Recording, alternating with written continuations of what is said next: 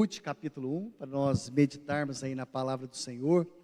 Ruth capítulo 1, e eu tenho certeza que Deus vai falar muito ao seu coração. Enquanto os meninos estão achando ali meu celular, eu não sei onde que eu fui colocar ele agora, eu vou precisar dele que quero mostrar algo para vocês, né? Ele está aqui, ó, está aqui, meu celular, não ia achar ele. Ruth capítulo 1, coloca aí para mim, enquanto os meninos estão pegando ali minha Bíblia, Ruth capítulo 1, a partir do verso 1, fazendo um favor, a palavra de Deus diz assim para mim e para você, olha só, se você tiver uma caneta, um papel, anote bem, eu tenho certeza que essa palavra vai mexer com o seu coração, igual tem mexido com o meu. Diz assim: na época em que dos juízes houve fome na terra, um homem de Belém de Judá, cuja mulher e os 2 filhos foi viver por algum tempo nas terras de Moabe. Olha só, queridos, um dia, Belém significa casa do pão, casa onde tem pão. Agora você imagina, alguém já pensou um dia, chegar até na padaria, você vai lá para comprar pão, né, Marcos? Ir na padaria, a hora que você chega na padaria e fala que não tem pão, como que fica seu coração? Você fica frustrado ou não? Mas um dia houve pão, ou melhor, houve falta de pão na casa do pão. Um dia houve fome na terra. E a Bíblia fala que em Belém de Judá estava passando um grande problema, e eles desceram até a terra de Moabe. Então toda essa família desce até a terra de Moabe, versículo 2. O homem chamado Elimeleque significa o Senhor é meu Deus. Essa palavra, o Senhor é meu Deus, mas esse homem não faz juiz ao seu próprio nome, porque ele desce até a terra de Moabe, mas ele não busca o Senhor, ele não clama pelo Senhor. Por mais que ele fale, o Senhor é meu Deus, esse homem não clama pela presença do Senhor. E o primeiro erro que nós vamos cometer, queridos, é quando nós não buscamos uma direção de Deus. Quando o homem não busca uma direção, não busca que Deus venha trazer algo para a sua vida. Então ele continua dizendo, continua aí, no versículo 3 para mim, fazendo um favor. Versículo 3, traz aí para mim, fazendo um favor, minha Bíblia. Morreu Elimeleque, marido de Noemi, e ela ficou sozinha com seus 2 filhos. Obrigado aí, Burilim. E essa mulher, ela morre, esse homem, ele morre, então essa mulher agora fica viúva. Pai, nós queremos te louvar, queremos te agradecer por essa noite. Sabemos que essa noite é uma noite de desafio, essa noite é uma noite que o Senhor mexe com o nosso coração. Queremos te pedir que o Senhor fale e não te cales nessa noite, que o Senhor venha falar ao nosso coração, tira de nós toda ansiedade, toda preocupação, em nome de Jesus. Queridos, olha só, Israel estava vivendo um tempo de grande desafio. Eu não sei como que você chegou aqui nessa noite, eu não sei se você tem vivido alguns desafios na sua vida, mas aquela família, eu quero te perguntar aqui nessa noite, como que você se comporta diante dos desafios da vida? Todos nós passamos por transição. O que é transição? Você precisa viver um novo momento. Todos nós precisamos viver um novo momento na nossa vida. E esses momentos que nós vamos viver, como é que nós nos comportamos? Eu coloquei o título da palavra hoje, coloca aí para mim o título da palavra, fazendo um favor. Olha só que interessante o título da palavra hoje. Para cima, para frente e juntos. Vamos dizer comigo então? Diga assim comigo, para cima, para frente e juntos. Guarde bem isso. Fala assim, pastor, mas como? Para cima, para frente e juntos. Quais são esses desafios para nós? Queridos, todos nós passamos por transição. E tem transição que são boas. Um exemplo, eu não sei quem prestou vestibular esse ano. Quem passou aqui no vestibular? Tem alguém que passou no vestibular ou não? Passou no vestibular, meu irmão, esse ano? Passou? Esse ano não, mas... Olha só, é uma transição boa ou não? Uma transição boa. Então nós vivemos momentos bons na vida. Olha só, quando você é promovido no trabalho, é bom ou não? Imagina, seu chefe te chama e fala assim, olha, você vai mudar de cargo aqui na empresa. É bom ou não? É bom, queridos. Quando você entrega um currículo, você é chamado para fazer uma entrevista de emprego, e de repente, você escuta o seguinte: olha, você foi contratado. É algo bom ou não? Algo bom. Mas às vezes algumas transições na nossa vida não é muito legal. Eu não sei se você já foi dispensado do trabalho algum dia. De repente, você foi fazer um exame, de repente esse exame não deu muito legal. Você olha, e de repente você olha aquele exame, você fala assim: o que aconteceu? Você fala assim: meu Deus, eu fiz tudo certinho. De repente você pegou seu carro, eu não sei aqui, estava só com barulhinho, sabe que é barulhinho assim, tá, tá, tá, tá, tá, tá, tá, tá, tá. Você deixa lá no mecânico, né? Deixou a van lá no mecânico, e de repente o mecânico fala assim: teria como o senhor dar uma passadinha aqui na oficina? E quando você chega lá, o mecânico olha para você e fala assim: o Exu sucata entrou dentro desse motor. Eu não sei se você já passou por isso. Eu lembro um dia, queridos, eu fui doar sangue, e para um senhor que estava na medicina, eu fui lá doar sangue. O rapaz chegou em mim e tal, falou assim: olha, tem como você ir lá doar sangue? Eu falei: tem. Fui na medicina doar sangue com a maior boa vontade. De repente passou 2 dias, o telefone toca, era assistente social da medicina, falou assim: tem como o senhor dar um pulinho aqui que eu quero falar com você? O que você pensa? Não, ela vai falar que está correndo ouro na minha veia. Vocês acham que é isso, querido? E de repente ela me chamou, eu falei assim: o que aconteceu? Ela falou assim: senta aqui, o senhor precisa fazer um tratamento urgente. E de repente você estava fazendo uma boa ação, e você escuta algo. Então tem transições, querido, coloca o próximo para mim, tem transições que são boas, mas tem transições que não é muito legal. Coloca aí. E eu quero perguntar como você lida com essas transições na sua vida. E eu coloquei algumas transições que nós temos que passar. De repente, você está casado e a sua esposa chega para você e fala: olha, eu estou grávida.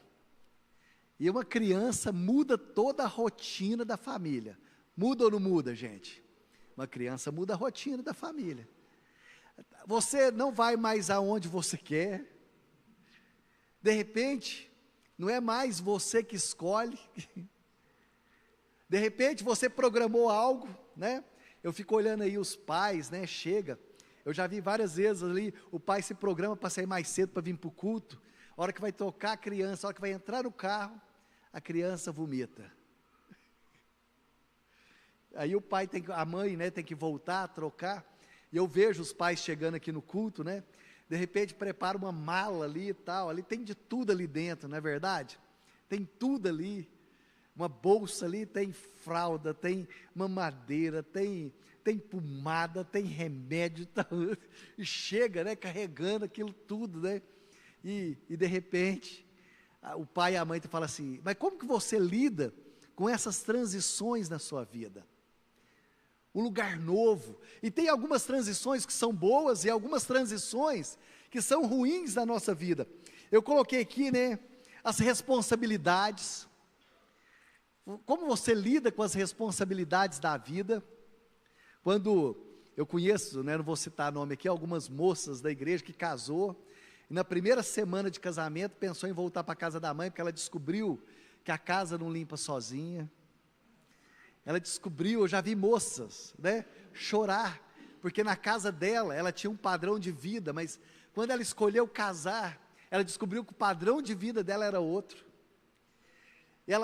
Quando ela descobriu que o marido dela foi fazer compra, né, ela queria voltar para a casa da mãe por causa do papel higiênico, porque na casa da mãe dela, né, o papel higiênico era dupla face, ali e tal, né? Quando falava dupla face, eu pensava que, será que pode usar dos dois lados, né? Mas não tem jeito. Dupla face, cheiroso, daqueles assim, né, que a hora que joga no lixinho.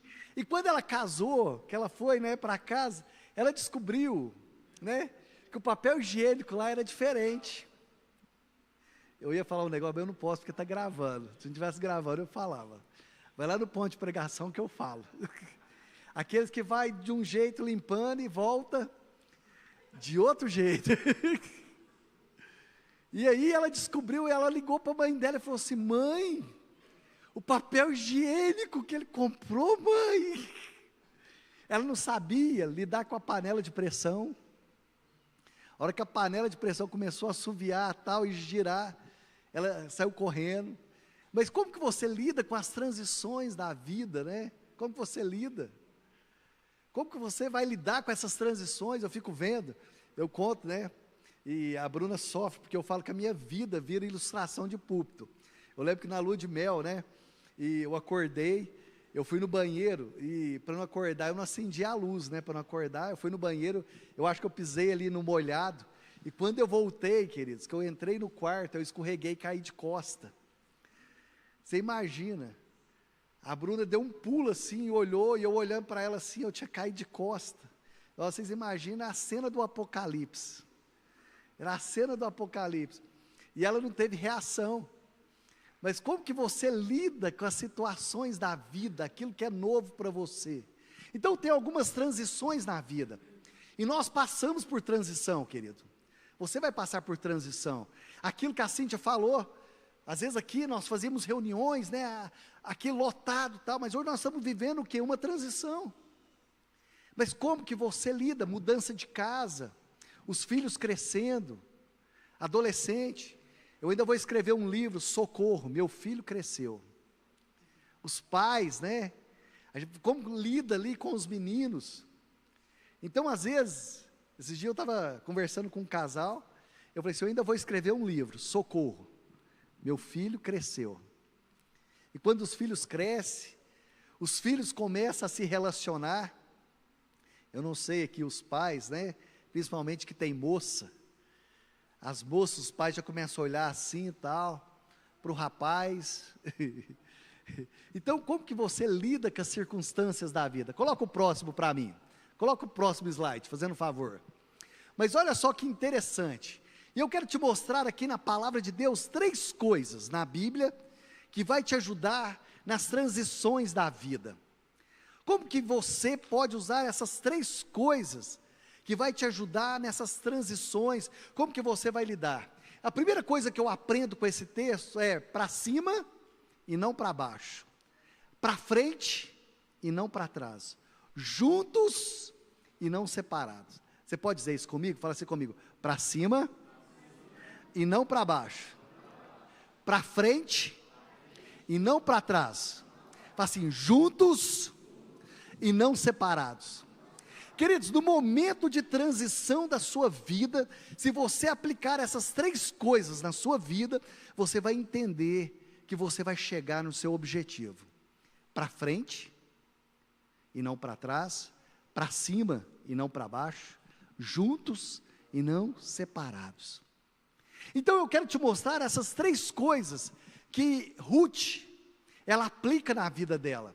A Bíblia fala que elas estavam ali passando por um momento de transição, e Noemi, ela tem algumas perdas, ela tem 5 perdas na vida dela. Ela perde o marido, ela perde o lar, ela perde os filhos, ela perde ali o ânimo, né? A sua vida emocional é atingida.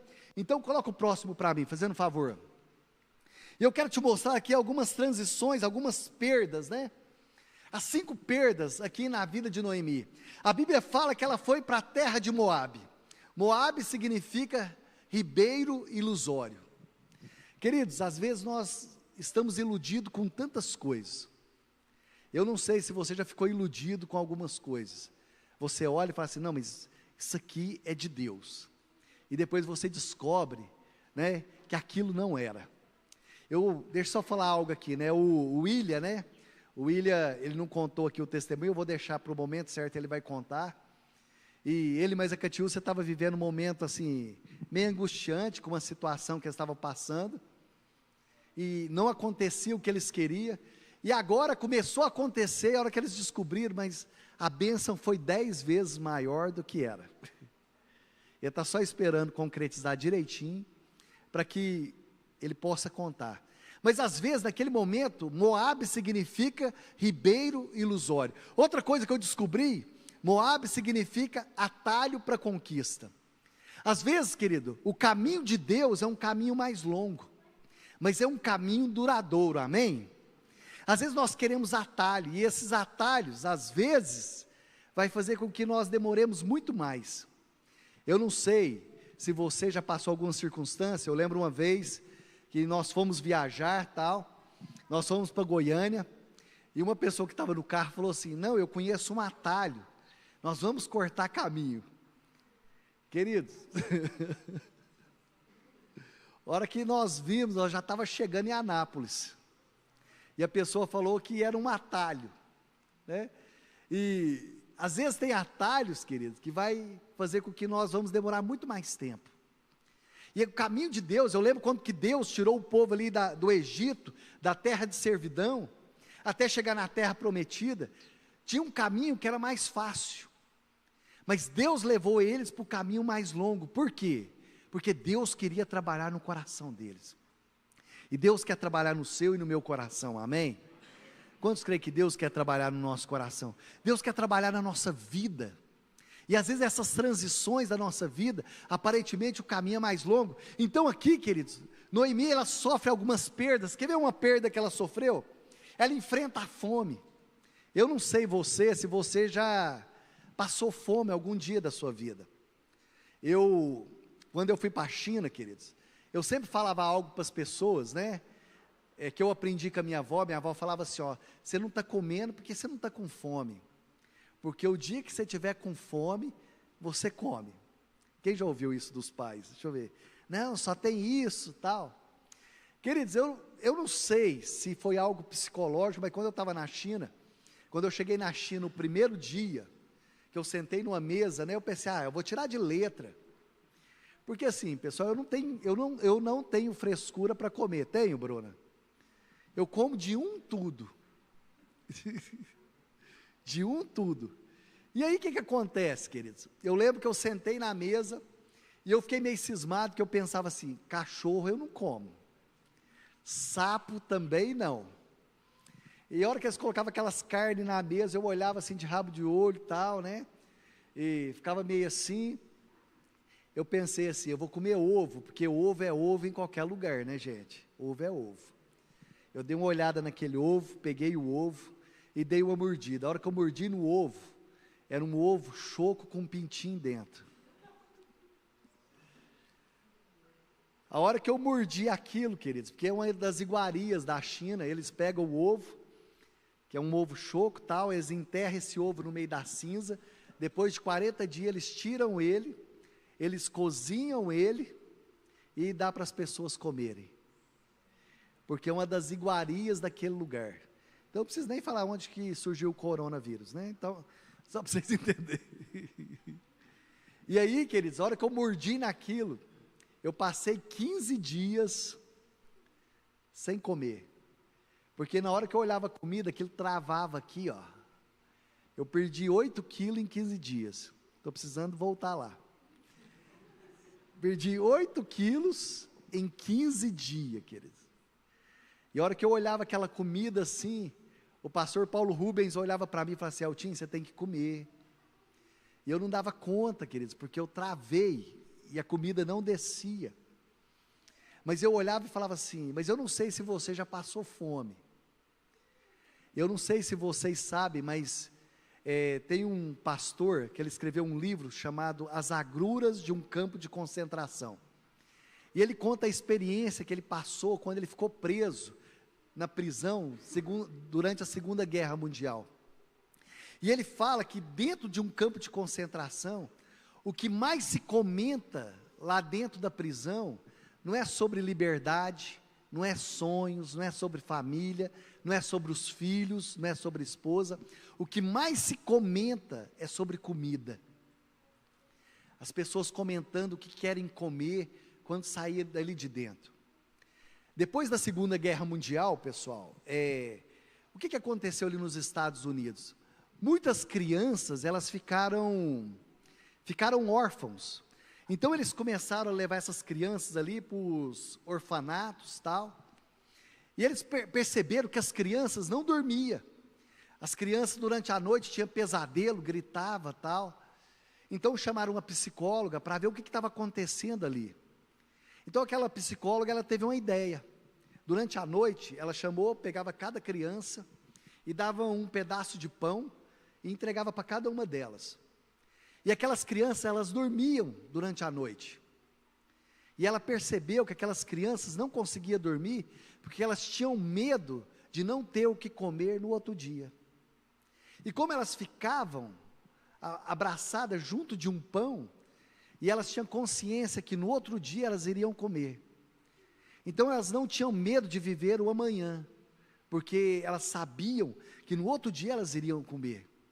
Então eu não sei, queridos, qual que é a sua fome nessa noite?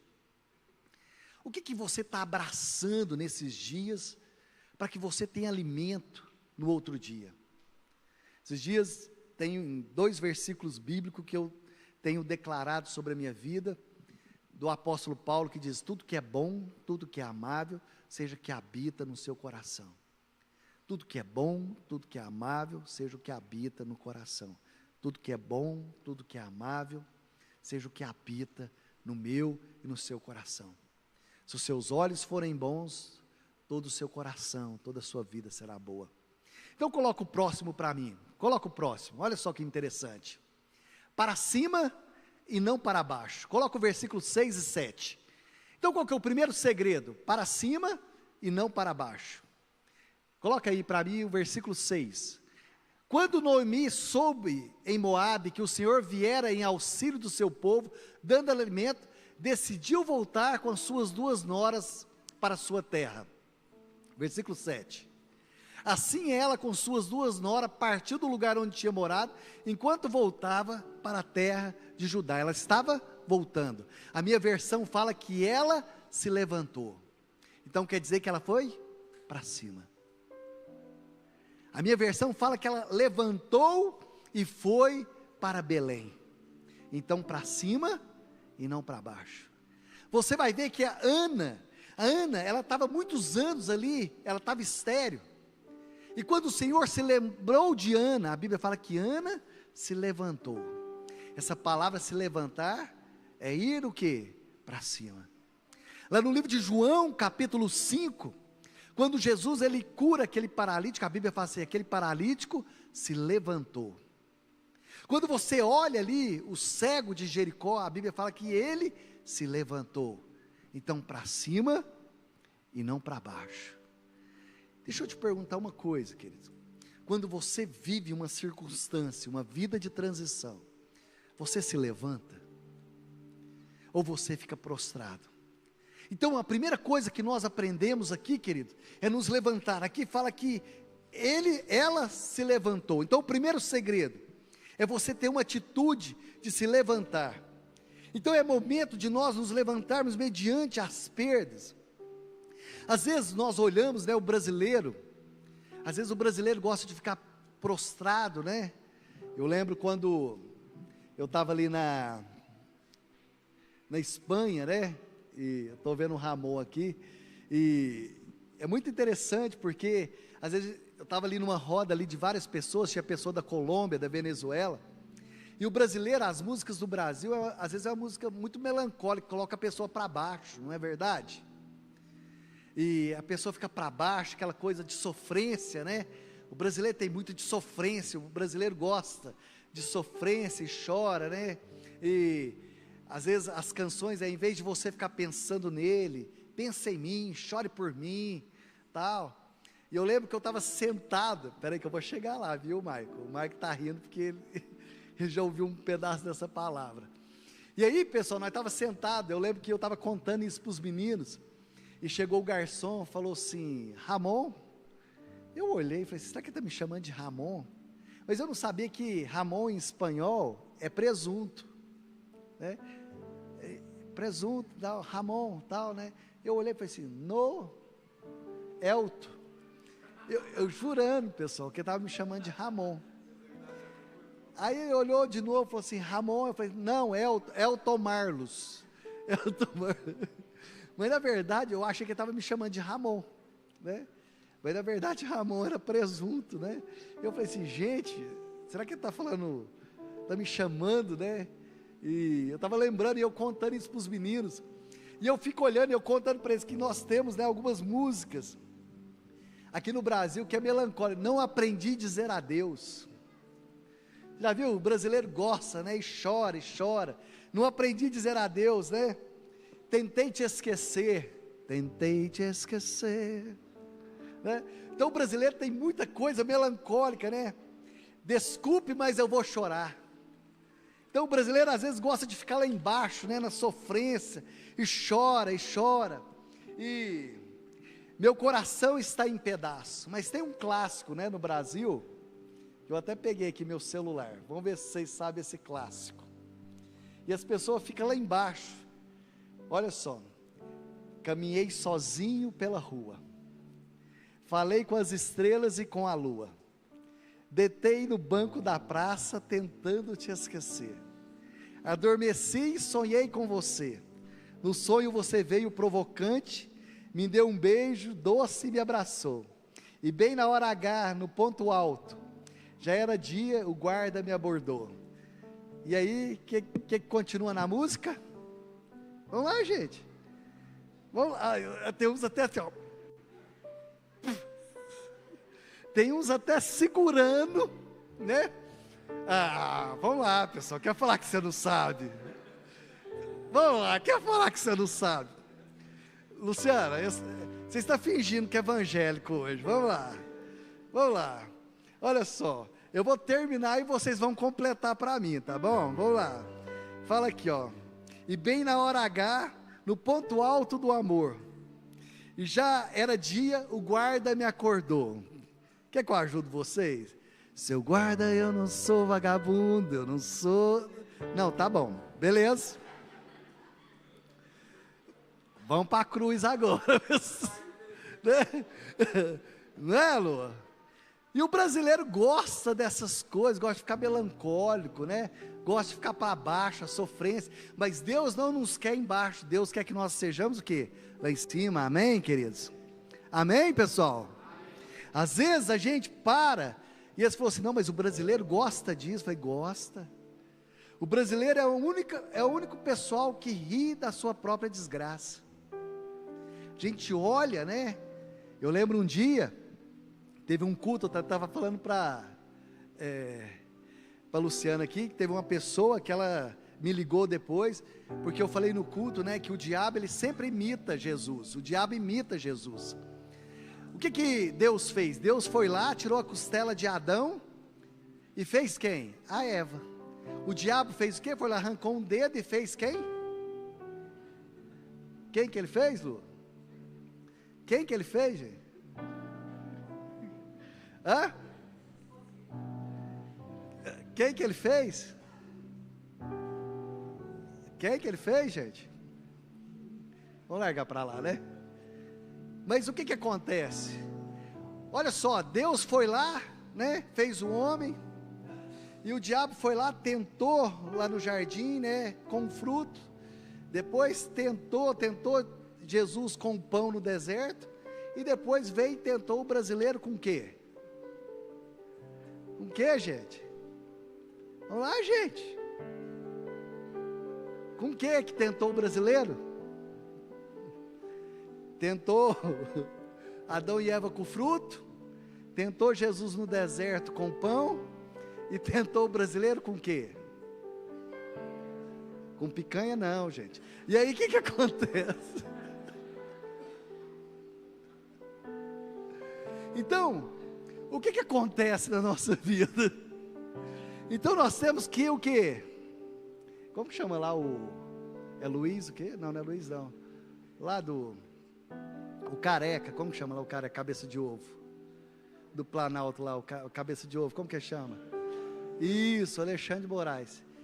Né? Deus foi lá, tirou uma costela, fez a Eva, o diabo foi lá, arrancou um dedo e fez o Alexandre de Moraes. E a pessoa achou ruim comigo, né? Então assim, qualquer semelhança é o quê? Mera coincidência. Então a primeira coisa, querido, nós devemos o quê? Subir e não descer. Outra coisa, ir para frente e não... Coloca aí para mim o próximo, coloca o próximo. Ir para frente e não para trás, coloca o próximo. Coloca para mim o versículo 7 ao versículo 15. Agora fala que uma resolveu voltar. Vem falando de órfã, diz assim: assim ela com suas 2 noras partiu do lugar onde tinha morado, enquanto voltava para a terra de Judá. Versículo 8. Disse Noemi: vão, retorne para a casa de sua mãe, que o Senhor seja leal com vocês, como vocês foram leais com os falecidos e comigo. Versículo 9: o Senhor conceda que cada uma de vocês encontre segurança no lar de outro marido. Então deu-lhes o beijo de despedida, mas elas começaram a chorar alto. Versículo 10: e disse: não voltaremos voltaremos com você para junto do seu povo. Ruth, né? Coloca o próximo. Disse, porém, Noemi: voltem, minhas filhas, porque viriam comigo, poderia eu ainda ter filhos? Coloca o próximo. Voltem, minhas filhas, vão, estou velha demais para ter outro marido, e mesmo que eu pensasse que ainda há esperança para mim, ainda que eu me casasse essa noite, depois desse à luz a filhos. Verso 13: iria vocês esperar até que eles crescessem, ficariam sem se casar à espera deles? De jeito nenhum, minhas filhas, para mim é mais amargo do que para vocês, pois a mão do Senhor voltou-se contra mim. 14: elas então começaram a chorar de novo. Depois Orfa deu um beijo e despediu. Uma foi para frente e a outra retrocedeu. Será que nós queremos retroceder no nosso passado, queridos? Será que nós queremos voltar a fazer o que nós fazíamos antes? A Bíblia fala que Orfa voltou. Esses dias eu estava pensando, né? Eu falava assim: se hoje, por algo que acontecesse, para onde eu iria? Para onde você iria? Será que se hoje alguém chegasse para você e falasse assim: você não vai mais à igreja? Eu lembro, querido, quando começou a pandemia, eu pensava assim: mas eu vou para onde? Porque só na presença do Senhor tem a palavra de vida eterna. Você, quando ficou em casa durante a pandemia, chegava dia de sábado, domingo, seu coração não dava um aperto, não, queridos? Assim, para onde eu vou? Eu fico vendo que na época da pandemia, logo quando liberou para começar os cultos presenciais, querido, na lista de espera tinha 300 nomes. Hoje eu fico olhando: cadê essas pessoas? Cadê essas pessoas hoje? Cadê essas pessoas que até brigavam? Não, eu quero ir para a igreja, eu quero ir para a igreja. Cadê essas pessoas hoje? Será que elas eram Ruth ou elas eram Orfa? Então, queridos, nós precisamos ter o quê? Ir para frente e não para trás. Orfa voltou para o seu povo, Orfa voltou para a sua família, Orfa voltou a fazer o que ela fazia antes. Será que não é tempo de nós avançarmos? Não, querido. Será que não é tempo de nós irmos em direção àquilo que Deus tem para a minha vida e para a sua vida? Então aqui Orfa, ela resolve voltar ao seu passado. Será que de onde que Deus te tirou e de onde que Deus me tirou? O que Deus fez até hoje na nossa vida? Será que Deus já tinha feito na vida de Orfa? Mas Ruth, ela resolveu seguir em frente. Aparentemente Ruth estava perdendo. Queridos, às vezes para nós ganharmos, nós vamos ter que perder. Às vezes para nós vivermos, nós vamos ter que morrer. Às vezes para nós sorrirmos, nós vamos ter que chorar. É isso que aconteceu com a vida de Ruth. A nora ali, a sogra virou para ela e falou assim: volta vocês. Ela falou: eu vou com você. Coloca o próximo para mim. Coloca o próximo. Juntos e não separados. E de repente Ruth olha para Noemi e fala assim: aonde tu fores, eu irei. Onde tu pousares, eu pousarei. O teu povo é o meu povo, o teu Deus é o meu Deus.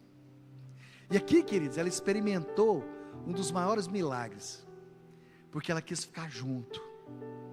A Bíblia diz que na unidade Deus derrama do seu poder e dá vida para sempre. Eu fico pensando, queridos, aquele paralítico ali em João capítulo 5, a Bíblia conta a história de um homem que estava 38 anos, sentado ali no poço à espera. Quando Jesus chega ali naquele lugar, ele fala assim: mas eu não tenho ninguém que me coloca no poço. Era um homem solitário. Cadê a esposa desse homem? Cadê a sua família? Cadê seus amigos? Quer dizer que se esse homem se relacionasse bem com as pessoas, esse homem tinha sido curado no primeiro dia.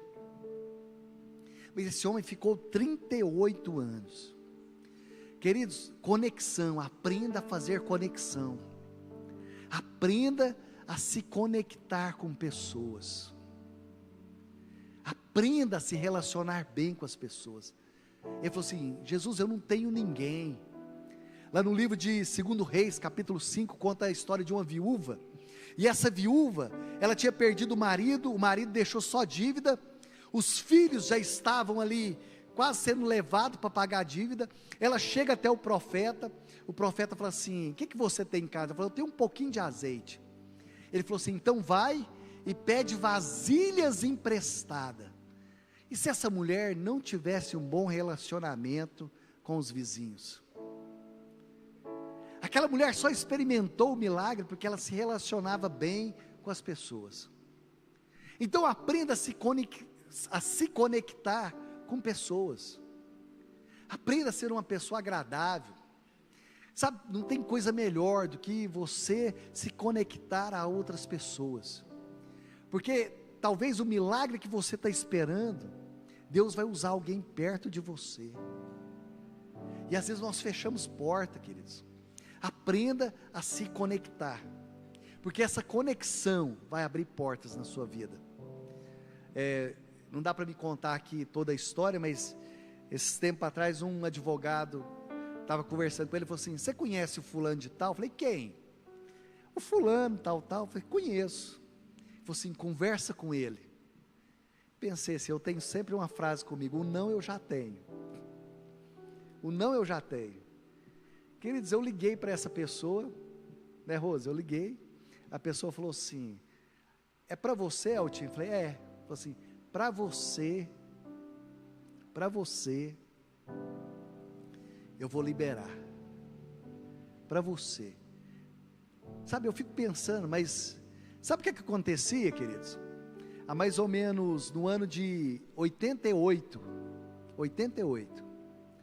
quando as irmãs dele voltavam da escola à noite, não tinha ninguém, e era muito escuro, o pai dele me pedia se eu podia vir de companhia junto com elas. A gente vinha da escola, a gente estudava muito longe, e onde a gente passava era rua de terra tal, e era um lugar muito perigoso, e o pai falava assim: será que a hora que minhas filhas voltarem da escola à noite, e a aula acabava por volta das 11h30, 15 para meia-noite, queridos. E esses dias ele lembrou disso, falou assim: Eltinho, você lembra quando você vinha de companhia? Eu falei: lembro. Eu fico pensando, né, daquela passagem que diz assim: lança o teu pão sobre as águas, e depois de muitos dias, você achará. Aí esses dias eu estava até comentando com a Rosa uma situação que eu vivi, de uma pessoa, queridos, que eu preguei para essa pessoa na academia,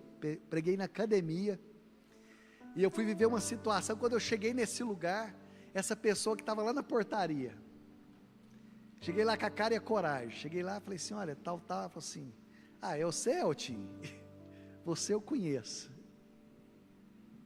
Então, queridos, aprenda a se conectar com as pessoas.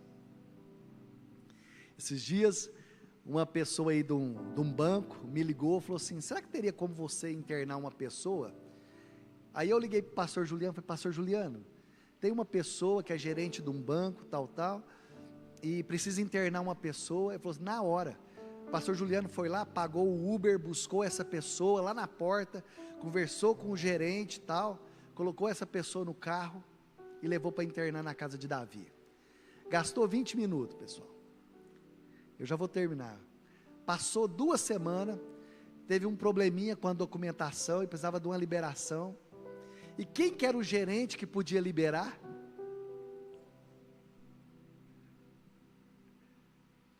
Porque precisava de uma documentação e tal.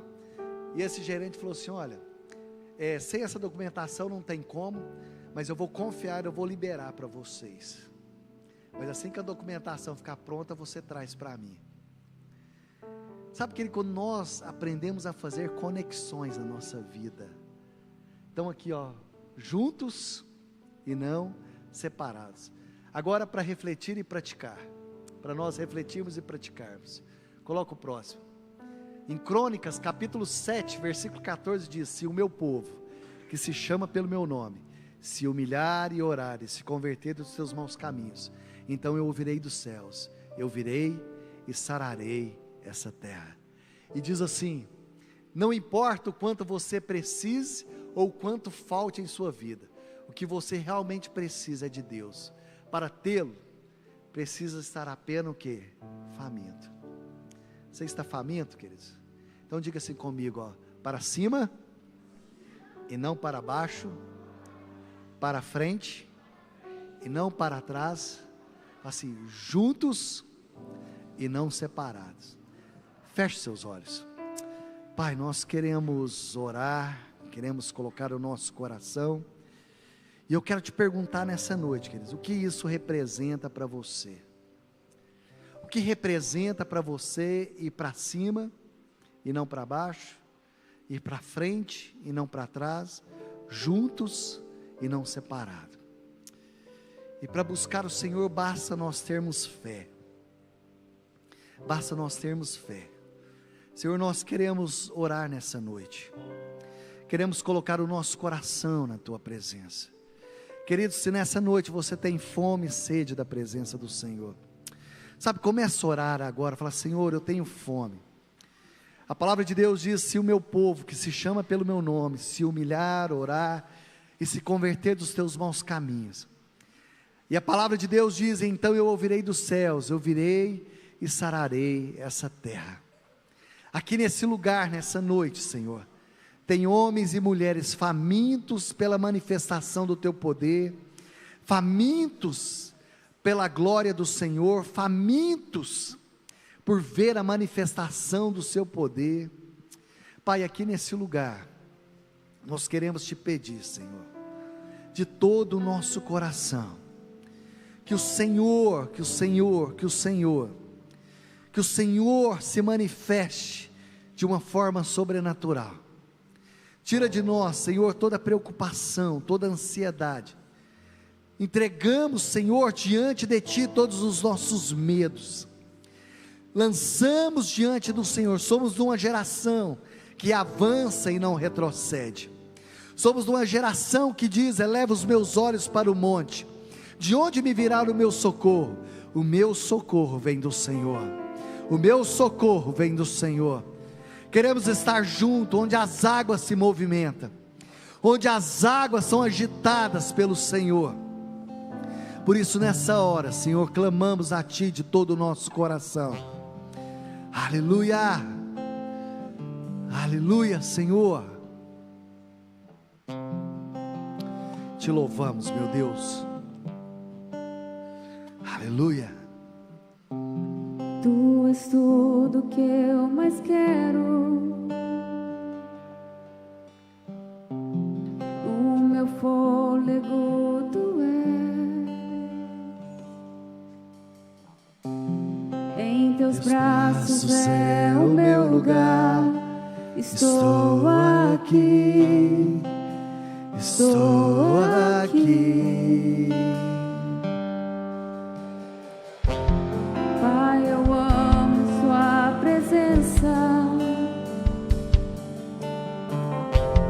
Teu sorriso é vida em mim.